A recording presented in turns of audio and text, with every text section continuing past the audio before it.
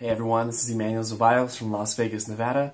This is the My Emotion Code Journey, episode 3. And today we're actually going to talk about 10,000 hours of practice, the commitment in anything you do, and the Millennium. So I'm always going to be talking about 3 subjects in regards to My Emotion Code Journey.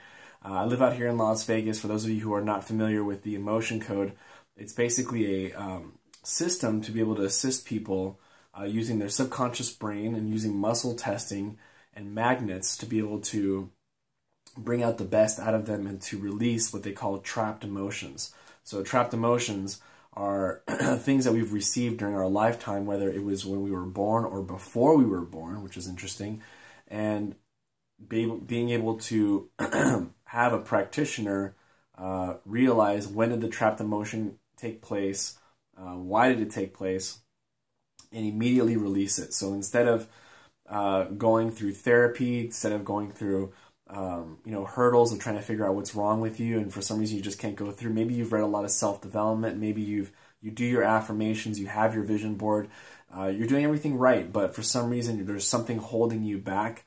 Then this is where the emotion code can take place and be able to help you out to move past your blocks, be able to receive wealth more, receive love more into your life, and also have way better health. So I'm going to basically get started here.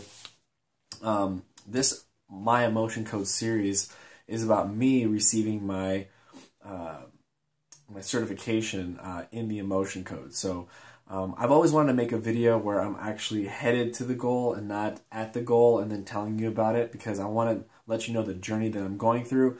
It's not really easy to learn more about what you're doing wrong with your health, also your mental health, and also getting rid of your trapped emotions simultaneously while you're helping others. So I think it'd be more interesting to see someone in the process of it. So that's why I started this vlog. So hopefully you guys appreciate it. Hopefully you guys appreciate the tips that I teach you guys, because it's not just something that's theory. It's something that I combined with my my business before, and now I'm kind of letting it out through a different industry. So the first thing is this, is practice. So the one thing that while I was watching the webinars for the show, I noticed that Dr. Bradley Nelson had some reservations, saying, I really wasn't good at this at first. Could this really work for me? And he was talking about self-testing.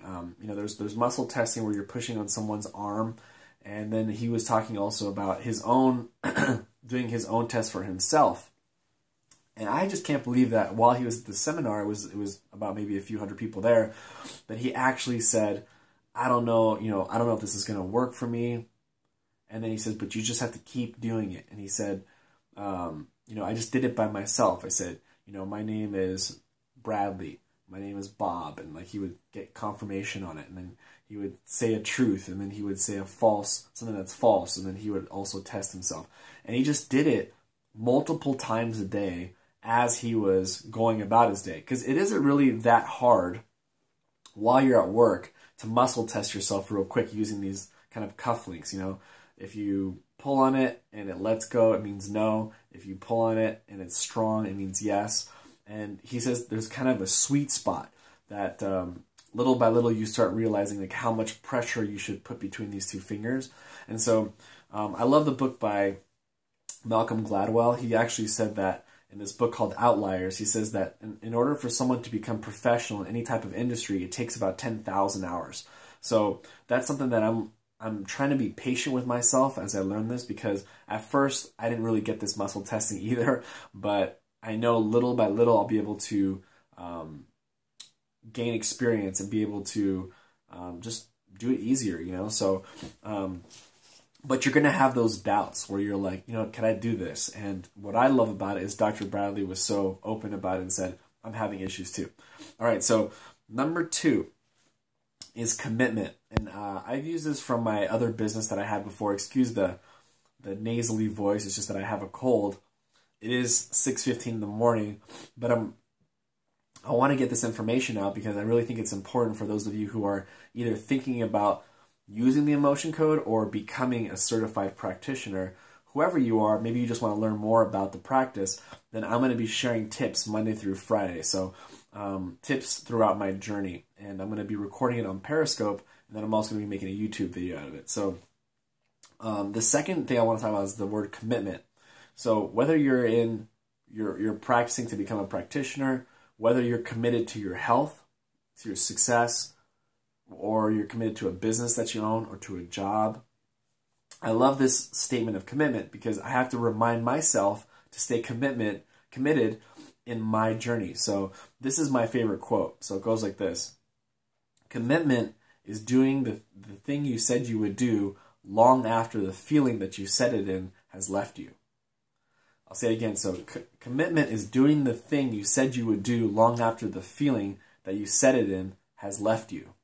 Because the reality is, when you say something, I'm going to do this, I'm going to do this, all of a sudden, that feeling is not always there. And Darren Hardy from Entrepreneur Roller Coaster, he said that it really, like 90% of it is just all-out drudgery. It's all-out mundane and slightly boring. And what we see is we see the tip of the iceberg. We see people that are, Emanuel speaking at a seminar, or Oprah Winfrey speaking at a seminar, or look at this, they're on the news, or they're getting interviewed by some famous people. That's just the tip of the iceberg. But 90% of it is taking calls, going to meetings, studying, learning new topics, researching, making calls to sponsors, just doing like that. We don't really see that. So we only see the tip of the iceberg. We're like, well, wouldn't it be great to be Oprah Winfrey?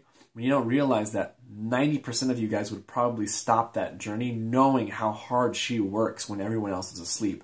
So I have to keep reminding myself, because, I work from 9 to 5. I need to remind myself that late at night from 9 p.m.